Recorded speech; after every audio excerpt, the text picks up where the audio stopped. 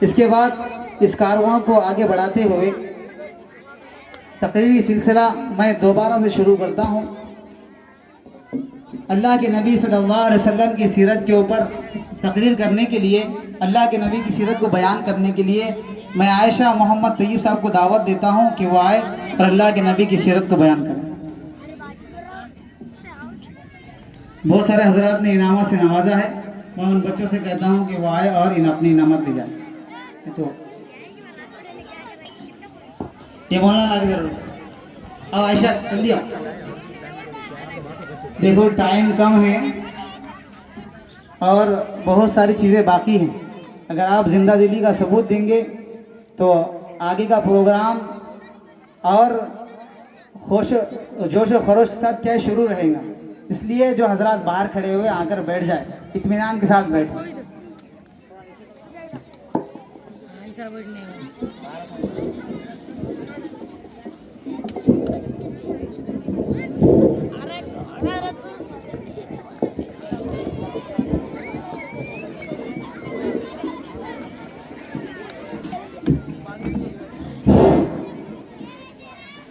أعوذ بالله من الشيطان الرجيم بسم الله الرحمن الرحيم الحمد لله وحده والصلاة والسلام من لا نبي بعده۔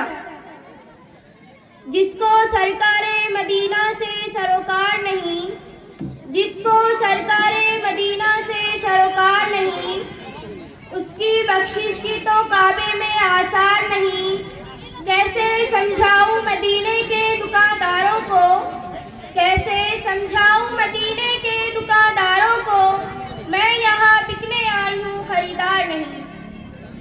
محترم و مکرم قابل احترام میرے مشفق و مربی، میرے اساتذہ اکرام و دیگر علماء اکرام اور قابل ستائش عوام الناس، آج میں آپ حضرات کے روبرو ایک ایسے عظیم شخصیت کا تذکرہ کرنے جا رہی ہوں کہ جو تمام امت مسلمہ کے دلوں کی دھڑکن، آنکھوں کا سرور ہے، کہ جن کا نام جب لبوں پر آتا ہے تو بڑے چھوٹے بھی ادب سے اپنے سر کو جھکا دیتے ہیں، جن کا نام لینے سے رب کائنات خوش ہوتے ہیں، گناہوں کو معاف کر دیتے ہیں، نیکیوں کو بڑھا دیتے ہیں، درجات کو بلند کر دیتے ہیں، جن کا نام لینا ہمارے لیے راحت، مسرت اور خوش نصیبی کی بات ہے۔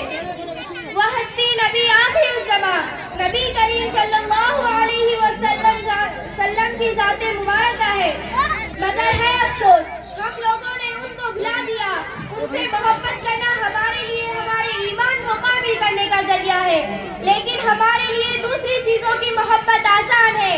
ہم نے دنیا کی محبت کو دل میں جگا دی، ہم نے بیوی بچوں کی محبت کو دل میں جگا دی، ہم نے دکان مکان کی محبت کو دل میں جگا دی، لیکن افسوس کی بات ہے کہ جس کی محبت کو دل میں پیوست کرنا تھا اس کو ہم نے کوسوں دور کر دیا۔ کسی نے مجھ سے کہا ان سے محبت کر کے کیا ملتا ہے، کون ہے جو ان سے محبت کر کے کامیاب ہوا، تو میں نے اس کو جواب دیا، کیا تم نے صحابہ کی زندگی کو نہیں دیکھا، انہوں نے کیسی نبی سے محبت کی، محبت کے حق کو ادا کیا، تو اللہ تعالیٰ نے انہیں کیسے نواز دیا۔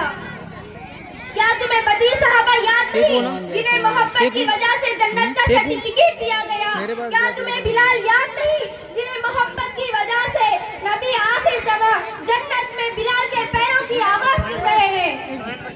یہ محبت ہی تو ہے کہ بلال مدفن ہے شام میں، لیکن قیامت کے دن جب وہ اٹھیں گے تو نبی کے قدموں میں سے اٹھیں گے۔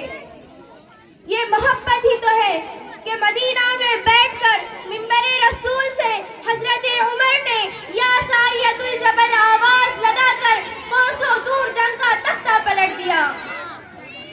اور بتانے کے لیے بہت ہے، لیکن آپ محبت تو کر کے دیکھو، ان کا غلام تو بن کر دیکھو، آسمان کو زمین کو اللہ کے تابع